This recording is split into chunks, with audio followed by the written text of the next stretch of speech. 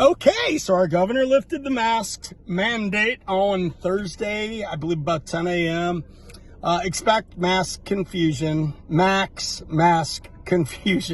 to come back to rideshare. I know everyone thinks they read everything when they're requesting a ride. They just want a ride, man. They're going to tick through what they have to get the ride request going. So be prepared. Again, I've been to 3 stores since then. One had masks recommended on their window. Just picked up a lady from Vons. She said they still require them, but only about half the people in the store were wearing them. So it looks like it's lax enforcement. So you can expect that type of anticipation from your riders, that drivers probably aren't going to be as vigilant. Again, it's still the rule on Uber and Lyft. It's still this national, mandate to have a mask on in transportation. Although I thought it was public transportation. Oh, wow, I just got a $5 tip. Want to know why? Because I loaded the groceries and put the cart away. This is what you have to do on the charity rides. Be nice. Take them. They're part of the game. All right? Just be nice to people. They don't have a car to go get food. Be sympathetic and be nice. And you'll make money off of locals carrying their groceries 2 miles. But not if you sit there when you pull up, pop the trunk, and let them fumble around with shit. And then maybe they'll throw the eggs in the trunk and forget if you don't ask, hey, just bring the eggs in the cabin. I digress, though. So here's what's going to happen. A lot of drivers, as we know, haven't been enforcing this anyway. Again, it's the rule on Uber and Lyft. I don't think someone's going to report you if you're not wearing one, if they're not wearing one. But again, err on the side of caution.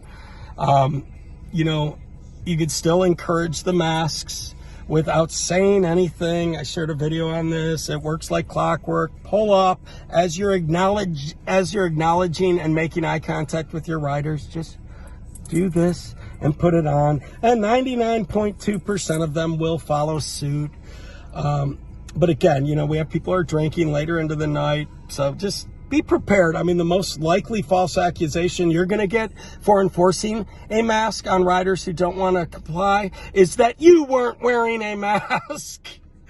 It's the same thing with the other stuff, too. People call you names that are not names they should be calling you.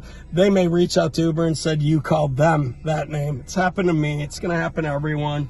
I assume we're going to see a lot more 4-packs trying to hop into a sedan too. They're going to see this rule change wherever they are in Vegas, and they'll probably try to do it in rideshare unless they take rideshare super regularly and they are seeing the pop-up and they know we agree to sit in the back seat, we agree to wear a mask. Again, the majority are still going to follow the rules, but just be prepared in how you handle this. And being hostile with riders who aren't going to wear a mask isn't going to get you anywhere except on the unemployment line looking for a new job eventually. People are going to do what they're going to do if you get things off on a bad foot. So figure out the best way to implement your business mask rules. Yes, of course, you have Uber, Lyft mask rules that you're supposed to be policing, but it just puts drivers in a really contentious situation, in my opinion. And if you're not comfortable with people wearing masks, even though the state's apparently fully comfortable without them doing so, probably not a time to drive unless you really need the money.